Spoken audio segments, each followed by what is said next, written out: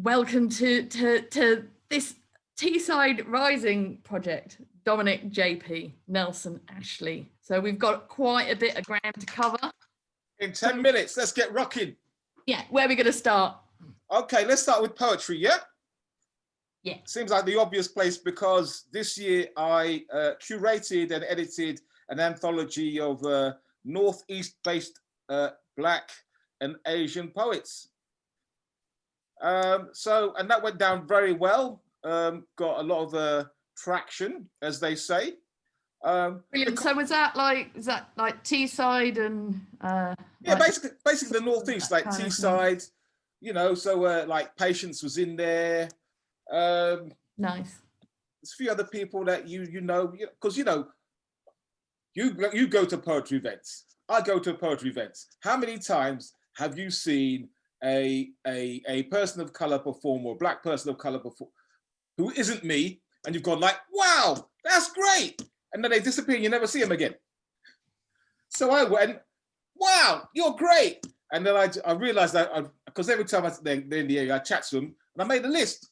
And then I had about 27 names down. I thought, okay, that's 27 people. If I just say to them, hey, give me a poem, I'll do the rest. You know, because I've got experience now of publishing, I've got the MA, so I can put things together. I know enough people to have another voice, apart from my editorial style, just like to double check. And I mean, I'm simplifying it, but that's basically what I did. I was in regular touch with these 25 writers, and some people needed support, some people needed mentoring, some people needed to kick up the ass, like all poets. It's across the whole range. And so and also I wanted the anthology. I didn't just want the anthology to be like one poem by one poet and then that's it, another poem. So it was an opportunity for the poets to like, okay, get a meaty chunk in there. So like, we've got poets who've got, 6 or 7 poems in there. And so, yeah, and the whole reason why I did it was to give, it wasn't a money making thing, so that these poets could raise their profile. Because my whole thing is like, okay, I've been in that position. You go approach a school and you say, you want to do some work. And they go like, who are you? Where's your book? Right? So that's got, regardless of anything to do with how good you are. Yeah? So it's a case like, right now, they approach the schools, they go like, okay, here's the book. Look at the quality. It's all good. Pow. Speaking about issues that, normally don't get talked about. So there was a poem in there by a woman called Zuva, and it was about her experience with her hair. Now, that resonated with me. I got a Black daughter. Hair. I mean, I got no hair, but the poem resonated with me. So it's like, I know for a fact that if she sent that poem into like a traditional, white middle class publisher, they will not understand it. But I know that's a powerful piece. So the first one in there. So yeah, that's it. Yeah. So that's me as an editor. Apart from that, with this lockdown and everything else getting cancelled, I just got my act together and got some of my own books out there. So right now, you can get 12 of my poetry collections. That's it. The big 12. 12. There's 12 out there. I've got some collecting still to do then. That's right. So it's like, if we're talking about the poetry, that's where it's at right now. I think I'm on a good trajectory with that. So for beginners into your poetry, what books would you recommend? I would recommend the first one, Original Soundtrack. It's a nice ease in. It's smooth.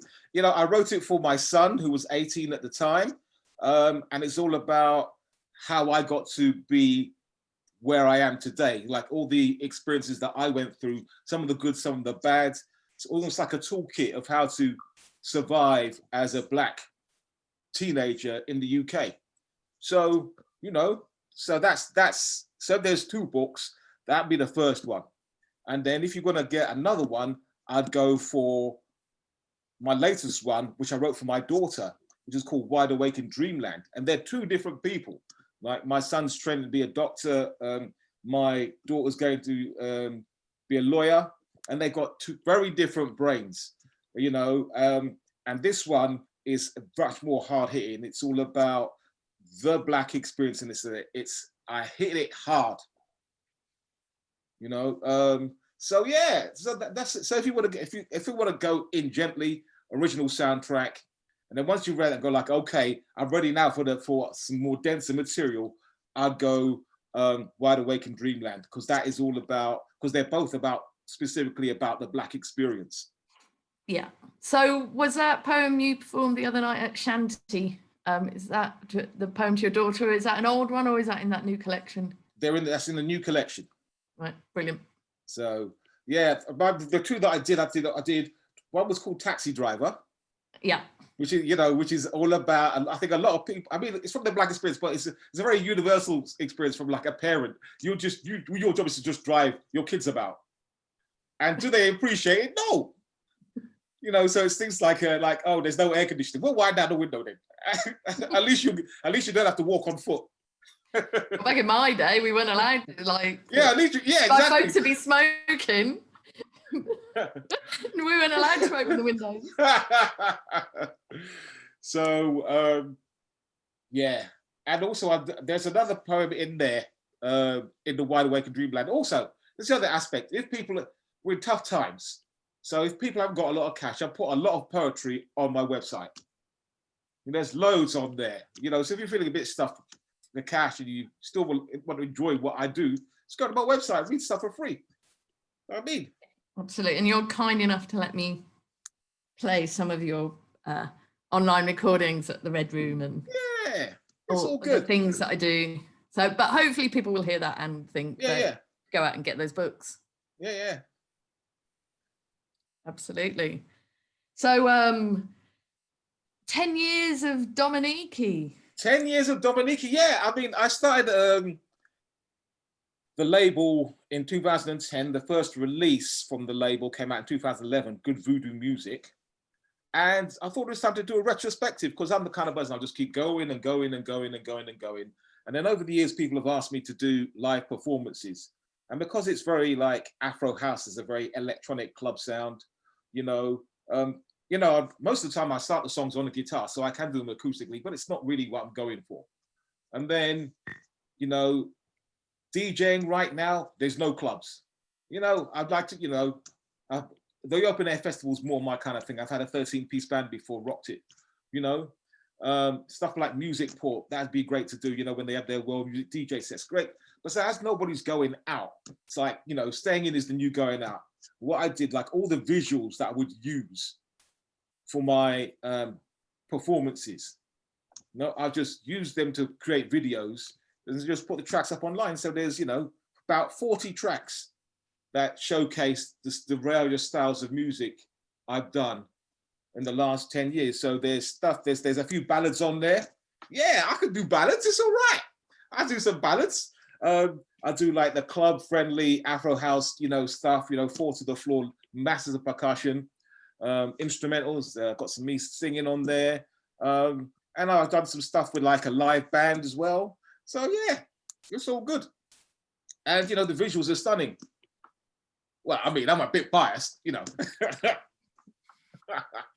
no point putting stuff out there if you don't, have faith. Exactly. But actually, there is some stuff that I don't like that I've done, but I'm not the best judge, because there's many times that I've done a track and I've gone like, I'm not really feeling it, and it's the audience that responds. Because as a creative person, all you can do is create, and somebody else is in how they interpret it is how they interpret it, and what they get out of it is what they get out of it. I mean, how many times have you been singing a song, and then when you read the actual words, what you were singing was not what was written. Death of the writer, isn't it? Yeah. So there we go. It's all good. I just create. I put it out there. If people enjoy it, they enjoy it. If they don't, it's all right. Absolutely. Yeah. That's what I mean. This is one of the kind of questions that I've been asking everybody that's quite been one of the most interesting is this idea of other than the idea of at the end of it having a poetry book or putting on a play or whatever, what the creative arts means and what the creative arts does in and of itself, without that idea of an exhibition at the end of it and the That's it easy. plays in society. That's easy. Without creativity, there is no culture. And without no culture, there is no society. All right, let me run have a thought experiment, right? You get up, right? You wake up, you're in a gray room, no colors. You get dressed in gray clothes. You go to your workplace, and on your journey to work, it's just gray. And you're in a gray office. The walls are gray. The chair you're sitting on is gray. There is no color. There's not even a clock, because the clock is if there's a clock there, it's been designed by somebody. Yeah? How productive do you think you'd be? No, nobody would be productive. You know, and then you could get somebody shouting at you, but that would not increase your productivity, because there's nothing to like spark you. There's nothing to like keep the brain matter firing. So culture, everything that you get up out of bed. Somebody's designed the bed. Somebody's made the bed. Yeah, you choose the color of your sheets, the quality of the sheets, or whatever. You know, you've got pictures about in your house or wherever you're living. Yeah, that has been a creative spark of somebody. Yeah. Absolutely. So that's it in a nutshell. So when people say like, oh, creativity, what's it all about? Everybody is creative and it is essential to life. No creativity, there's no life. It's that simple. Yeah. Yeah. And I think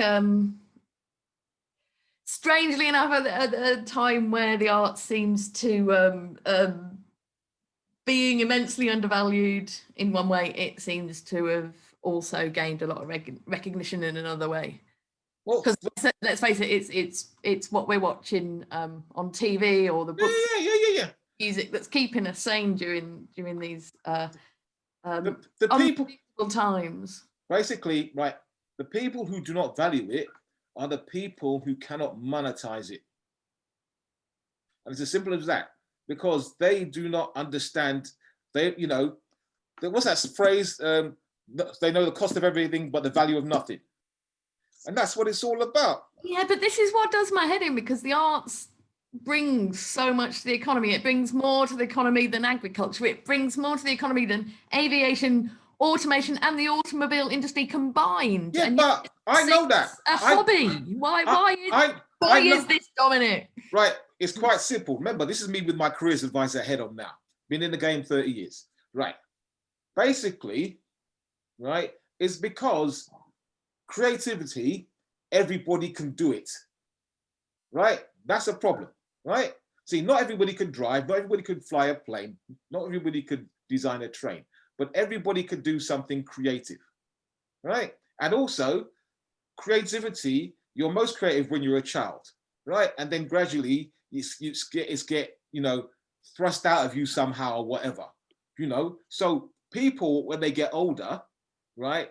Because everybody can do it to a certain degree, right? So because everybody can do it, it's not valued, because the thing about you monetize something if it's like rare. Diamonds are rare. Gold is rare, hard to get, so a Banksy picture, whatever, is rare. So, that's how you can monetize it that way. But because everybody can do creativity to a certain degree, right? They go like, oh, right. But then, and then when people get older, they forget about it, or they do, they live too long in a gray wall or a gray room up there somewhere, over there somewhere, and they forget. And then all they can remember is like, oh, creativity, they could do a bit of it. Yeah, it was easy. But with anything, to get professional at it, you've got to put the hours in. Like you would have, when the Chancellor's saying people retrain, what nonsense is that? If you're a ballet dancer, you don't know the aggravation, the stress, the strain, the commitment and the cost it takes to be that kind of level. Absolutely, yeah. And what was quite interesting is like me and everyone I know who filled in the National Careers Service questionnaire or got told to retrain in the creative arts. Yeah. Do you know what? I filled that in myself because, I've been a careers advisor since 1993. Yeah. So I thought, you know what? I'll put it in, see how good this thing is, because I know how these things work. I've designed some of these kind of programs myself. So I put in my stuff. Yeah. what did they come up with? I thought the first thing that should have come up would be careers advisor. You'd think, wouldn't it be number one? All right. First thing that came up was like a fitness instructor. And it's only when I had to put like answer some more supplemental questions that came up with like a suggestion like, oh, I could be a careers advisor. I thought, that one, people who write these programs, man, they don't know what they're doing after time. We've got some corkers like clown. Yeah, oh yeah. Fairground ride attendant, grave. Yeah. Oh, nice. Listen, it's on the job training, but I'm not getting paid. So that's why I'm going out tonight. I'm grave digging. Right. So another question, which I'm pretty sure I know the answer to. Has it always been this way, Dom? Were you, as you say, we were our most creative when we're kids? Has that just kept flowing for you since the start? No. When I was younger, I had a feeling of being creative, wanting to be creative, but I didn't know how to verbalize it, and I didn't know if I could actually do anything with it. So, and also, my parents are not from the UK. Like my dad's from Africa, my mum's from the Caribbean. You know, they came over here because, you know, to improve their lives. You know, my mum came to join the National Health Service, etc. So there were, at that particular time, there was no prominent Black writers. You know, my dad was going like, being a musician? No, I didn't put all these hours for you to be a musician. No way. You know, and yeah, well, my dad was from the less exotic West Midlands, but yeah. But you know the stuff. The idea of being an artist was it's not happening. You know. So my dad was an industrial chemist. My mum, midwife. So, and I was good at sciences. So I ended up doing a biochemistry degree. You know, and then I started working for I was training to be a tax inspector. You know, so I was just like, you know, we're talking like I was good at maths. You know, don't tell anyone. Make sure I don't see this video and all that stuff. You know what I mean? So I was like, all along, I was like, science, maths. And then I'd always written, but it was like that had taken like a back seat. It was just like something I did as just for my, not even a hobby, just for my own benefit. But then I have been one of those people, you know, I go to see many different businesses. I've seen so many HR departments in my job as a careers advisor and as a tax inspector. I've seen how miserable people are. Then it's all about the work-life balance, yeah? And so when I was doing the tax inspecting thing, I made a lot of money. I wear 3-piece suits, all that kind of stuff, you know, handmade shoes and all that kind of thing, but I was poor. Why was I poor? Because I was spending more money than I was making to make myself happy. So then you just go like, do you know what? If I just did stuff that I enjoyed, I would actually be richer. Because there's no point in bringing in X amount of, you know, tens of thousands of pounds and you're spending 20 thousands of pounds, you know? Yeah, absolutely. You kind of realize how transactional it is. Like, yeah, absolutely. So time and my time and I'll have less money, but I'm going to be off my books are going to be far more balanced. Yeah. So, and that's why I got this award from contribution to the community, because I've been around and done so many different things, and I understand all those struggles about the work-life balance, creativity, having to bring money in, etc. I've been there, and I'm Black, so you know I understand all those pressures as well. You know, and I'm at a certain age so that I can, you know, talk to the parents, talk to the grandparents, talk to the kids, because I understand every aspect. Yeah.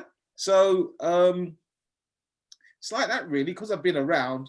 And I can tell it like it is and say like, okay, well, I understand you as a parent, you've got this particular attitude and, you know, you're of the opinion that the only jobs are available they should do is lawyer, engineer, accountant, blah, blah, blah, blah, blah, because I understand why they would say that. Then say like on the other side, okay, there's a whole range of other options available now, but you know, the routes are not as simple in the creative arts. You have to design your own. But then also to get anywhere, you have to be very, very good. You have to be dedicated. I mean, the problem is I see a lot of creative people, they do not treat it like a job. So me, you're up at 4 o'clock in the morning. Well, you know, I've been taking it easy a bit, so I've been getting up at 5. You know what I mean? I'm trying to chill out a bit. But no, but seriously, I've got, it is a job. So therefore I keep job type hours, and so it's a case of like, you have to deliver. So, okay, sometimes the inspiration isn't there. It's just about the perspiration. Here we are. Simple as that, Absolutely. really. Or you do what a lot of artists do, and like, I still have roles as accountants and assistants and stuff. Yeah. That keeps, I've always had that to fall back on, or it's been my main source of income, because I've always been conscious of the difficulties of becoming a professional artist, but also not, just not wanting any interference from, I'm not very good at compromising on. Yeah, well, I understand that as well. So we have a similar background. Let me give you I had Bell's palsy, which like half my face stopped working. It looked like I was permanently drunk, even though I haven't had a pint in years. So, but to recuperate, I was on these drugs, and they helped heal my face. But the problem with these drugs is that they completely killed my creativity. All I could do was tidy stuff. So my studio was really tidy, but I made no music. And that was what I imagined I actually got insight into how my life would be without creativity. And I was just going like, well, I'm just gonna have to work in an office. And it was like a part of me had died. And then as I gradually came off these tablets, like my creativity would come back. It was very, very weird. And then, so I appreciate my creativity even more now. Yeah, from that kind of experience. Yeah, brilliant. It's always an absolute delight. I'm really looking forward to just being able to get out there. I mean, it was lovely to go to Shanty the other night, and Julie does such a good job down there, keeping safe and distanced, and it felt a bit like the night of poetry and revolution. It was brilliant performances all around, and I've got some recordings of you. So. Yeah, they're a bit far away because I was at the back. Right, well, I guess we should leave. I think we may have overrun 10 minutes, but you have so many hats. Dom, it's been a true pleasure, and let's raise a glass when we next can. Absolutely. Take care, mister. And you.